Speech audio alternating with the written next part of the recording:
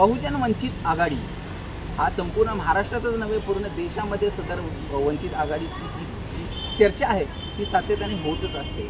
फक्त नागरिकांच्या सुखसुविधेसाठी नव्हे तर संपूर्ण संविधानासाठी लढा देणारे बहुजन वंचित आघाडी अर्थात बाळासाहेब आंबेडकर यांच्या नेतृत्वाखाली अनेक हजारो लाखो कार्यकर्ते हे काम करत आहेत आणि नागरिकांसाठी अत्यंत महत्त्वाचे कार्य करतात। त्याचप्रमाणे कल्याण लोकसभा मतदारसंघात कुठला उमेदवार दिला जाईल याच्याबद्दल सगळ्यांना उत्सुकता होती, कारण आंबेडकरी समाज हा उल्हासनगरमध्येच कल्याण लोकसभा मतदारसंघामध्ये मोठ्या प्रमाणात आहे।